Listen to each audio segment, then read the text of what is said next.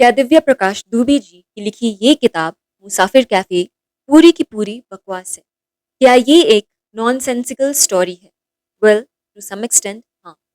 और मैं ऐसा क्यों कह रही हूँ, उसका रीजन ये है कि सिर्फ पात्रों के नाम सुधा, चंदर और पम्मी रख देने से वो गुनाहों के देवता का दर्जा हासिल नहीं कर सकती।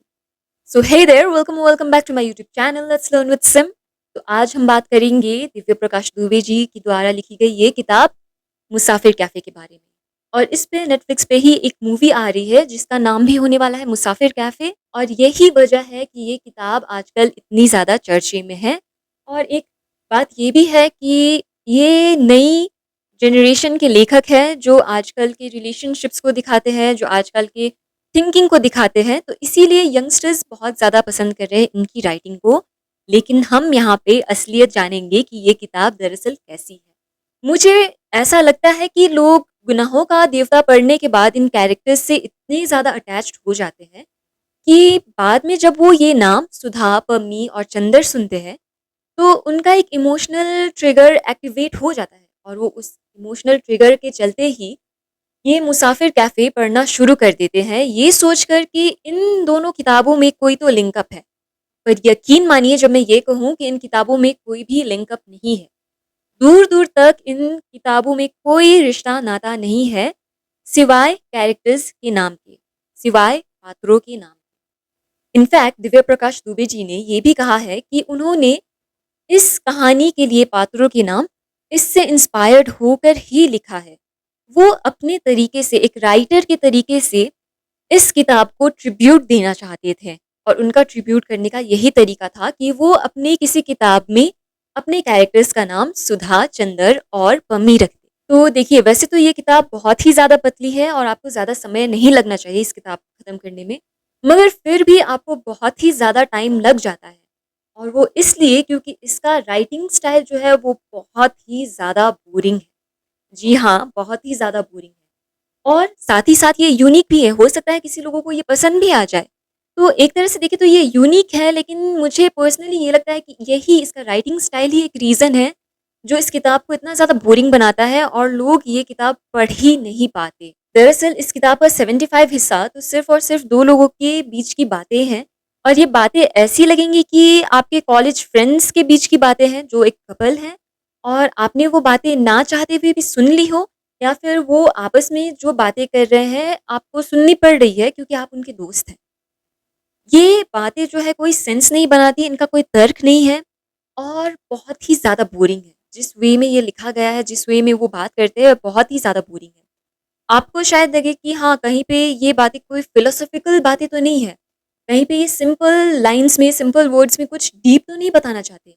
मगर नहीं, ऐसा बिल्कुल भी नहीं है। ऐसी कोई डीप बातें नहीं है, ऐसा कोई चीज़ है ही नहीं जो सेंस बनाए।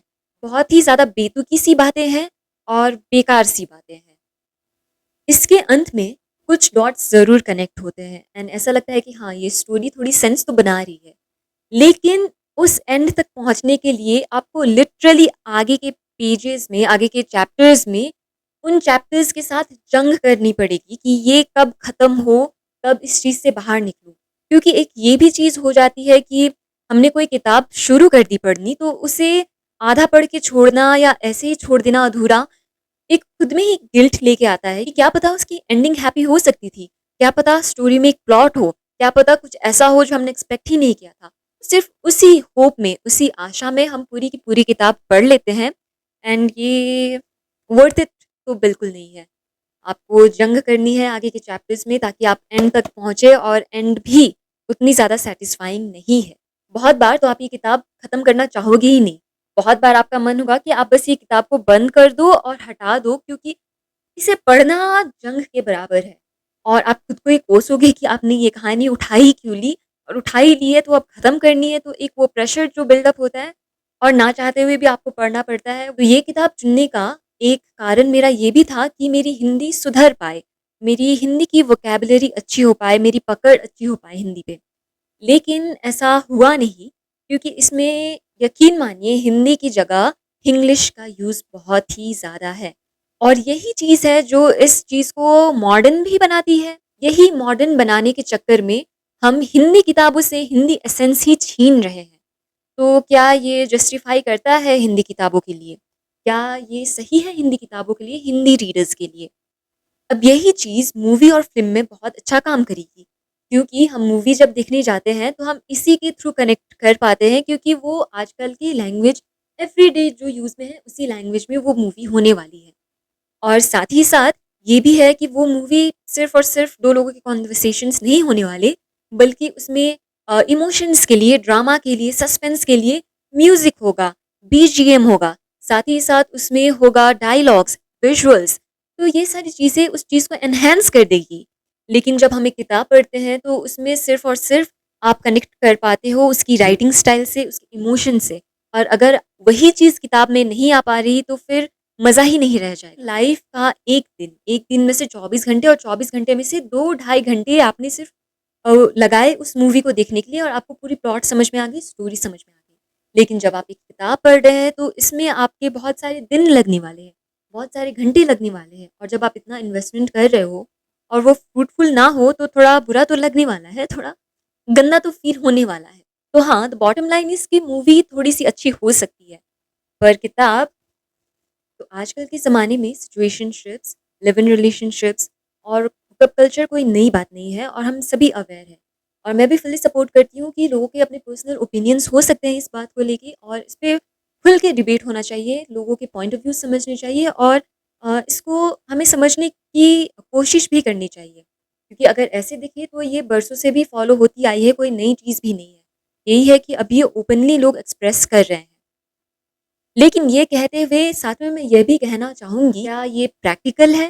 क्या ये आज के ज़माने में एक्चुअली वर्कआउट कर सकती है? वो खुद में ही एक बड़ा सवाल बन जाता है। तो मैं ये भी कहना चाहूँगी कि ये किताब बहुत ही ज़्यादा softly hookup culture, situationships, live in relationships और साथ ही साथ पॉलीगैमी को भी प्रमोट कर रही है। और मैं वो इसलिए कह रही हूँ थोड़े नेगेटिव वे में, क्योंकि लोग यहाँ पे जो चीज़ें कर रहे हैं, वो अपने फ़न के लिए कर रहे हैं, अपने एक्सपीरियंस के लिए कर रहे हैं। They are like let's just go with the flow. अब वो उनके मज़े के चक्कर में, गो विद द फ्लो के चक्कर में जो उनके टेम्परेरी डिसीजंस जो उनके लिए परमानेंट रिजल्ट्स लेके आ रहे हैं, उस बारे में ये किताब बात ही नहीं करती। उस बारे में ये कैरेक्टर्स भी नहीं सोच रहे हैं और ना ही ये किताब हमें सोचने पे मजबूर करी है कि ऐसा इफ़ेक्ट हो सकता भी है या नहीं। अब यहाँ पे I am very happy with the characters having an opinion, focusing on their career and building a life on what they want, on based on what they want. लेकिन यहाँ पे साथ ही साथ ये भी है कि उनके इसी इनडिसाइसिव नेचर की वजह से दे conceive and what happens is they have a child now. अब उनके बीच में तो सब सॉर्टेड है, but what about the child? क्योंकि कहानी के आखिर में when the child is questioning the parents and the relationship between them, तो वो थोड़ा-सा शायद उनके लिए भी अजीब हो जाता है, ऑकवर्ड हो जाता है। एंड एक चाइल्ड को भी थोड़ा अजीब लगेगा because he has a father, he has a parent figure, yet he wasn't aware of the parent, yet he was not with the parent. तो अगर हम पेरेंट के एस्पेक्ट से देखें तो हाँ, the child is missing out his childhood, the child is missing out on care and love that he should have received from a parent. तो ये एक चीज़ है जो हमें बात करनी चाहिए जिसके बारे में कि इस किताब में भी और रियल वर्ल्ड में भी लोग लिव इन रिलेशनशिप्स, सिचुएशनशिप्स और पॉलीगैमी में इसलिए पढ़ रहे हैं क्योंकि वो अपने रिस्पॉन्सिबिलिटीज़ लेना ही नहीं चाहते, रिस्पॉन्सिबिलिटीज़ से भागना चाहते हैं। Now if you don't give name to the relationships, obviously you are going to have an easy way out. तो उस वजह से क्या होता है कि आपको रिस्पॉन्सिबिलिटीज़ लेनी ही नहीं पड़ती, आप पे रिस्पॉन्सिबिलिटीज़ आती ही नहीं, you are just having fun, you know it's temporary. लेकिन इसी टेम्परेरी के चक्कर में जब परमानेंट रिजल्ट्स आते हैं, now that is going to affect both the lives, all the lives around them. तो ये एक चीज़ थोड़ी टॉपिक ऑफ डिस्कशन हो सकती है, which is bit problematic in this story and is also being promoted highly. I'm not blaming the writer or the story, but this is actually happening in the real world and writer ने वही चीज़ यहाँ पे दिखाया है, तो writer की तो गलती नहीं है, it's just how the things are working. तो मैं ये तो नहीं कहना चाहूँगी कि ये चीज़ें गलत है या सही है, क्योंकि हाँ, कुछ प्रोस है, कुछ कॉन्स भी है। वहाँ तक सही है जब तक आप किसी और को अफ़ेक्ट नहीं होने दे रहे अपनी डिसीज़न्स की वजह से।